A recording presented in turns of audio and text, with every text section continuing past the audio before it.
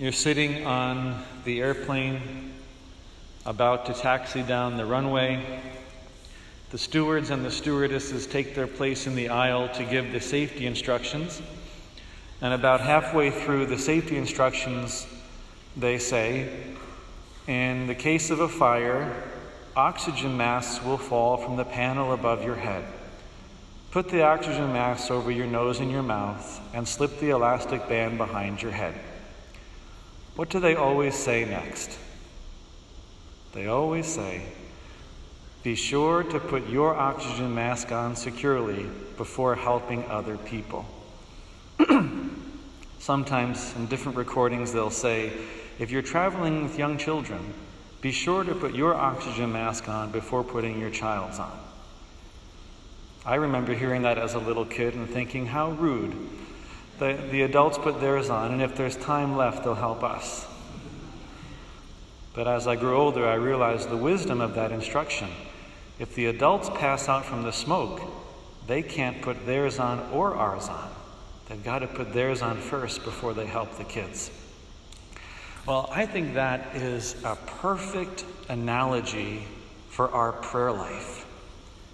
We Christians are told all the time that we're called to spread light and grace to everybody we meet. But we can't do that if first we haven't filled ourselves up with the divine oxygen of grace through our serious, intense life of prayer. In today's gospel, we see Jesus pouring himself out for other people.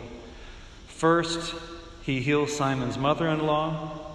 Then he lays his hands on many, many sick people and cures them. And he even exorcises people who are possessed.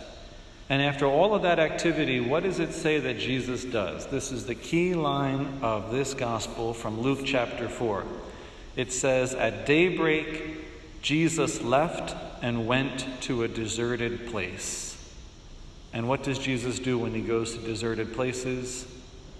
He prays to the Father. How often do you hear it said in the Gospels, Jesus went away to a deserted place to pray. Jesus went up the mountain to pray. At one point in the Gospel of Luke, Luke tells us Jesus went up to the mountain and spent the entire night in prayer before God the Father. Why does Jesus do that? Well, that's his way of putting on his oxygen mask so that he can then pour himself out in love to all of the people who come to him in need. If it was necessary for Jesus, it's necessary for us to do the same thing. In different ways and at different intervals, we have to draw away to a deserted place to pray. About 2 years ago, all the priests of New York had to go to a mandatory event where the cardinal had chosen a speaker to speak to us about different issues.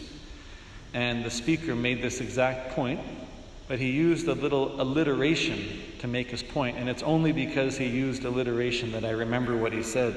He said to us, fathers, you need to divert daily, withdraw weekly, and abandon annually. Divert daily, withdraw weekly, abandon annually. And he was talking about pulling away, unplugging, to pray before re-entering ministry. We have to do that, all of us, priests and lay people, if we're going to be able to be salt and light, give grace to the people around us. We have to go away to a deserted place and pray every day. How do we do that? Well, you're doing it right now by coming to daily Mass. You're getting filled up, hopefully by the homily and then by the Eucharist. We do it every day by visiting the Blessed Sacrament or going to Eucharistic adoration. We do it every day by praying the Rosary, making our meditation, doing spiritual reading from the Bible every day. We do it on a weekly basis, especially by observing the Lord's Day, making Sunday special, giving extra time for prayer on Sunday, maybe making a pilgrimage to a shrine, watching a spiritual movie with our families, really observing the Lord's Day. It's good to do it every month as well. We can make a monthly day of recollection, or at least a half a day of recollection, where at least one day a month we take a few hours apart from our normal routine and take a look at the month we've just lived and make plans for the month ahead. Spend some extra time with God. Somewhere in there between the weekly and the monthly, we can make a regular confession too. Some people do that every week, every 2 weeks. We should never do it less than once a month. Never less than once a month. If it's been more than a month since your last confession, it's been too long. Going to confession and putting at the Lord's feet all of our hurts and our sins from the last month or less is a way of drawing away to a deserted place to pray. And then also annually, it's a great idea for everyone to make an annual retreat. Sometimes lay people think, I'm not a priest or a nun. They're the ones who make annual retreats. I can't do that. That's not true. Every layperson, if they can, should try to make an annual retreat. And those are just a Google search away. Look up retreats for lay people. You'd be surprised how often they're offered. Very often Friday through Sunday or Thursday through Sunday, or if you want Monday through Friday. Try every year to abandon annually by making an annual retreat. These are all the ways we fill ourselves up so that we can give out to other people. If Jesus had to do it, so do we. You can't give what you don't have. You can't pour from an empty cup. And you got to put your oxygen mask on before you help others to put theirs on.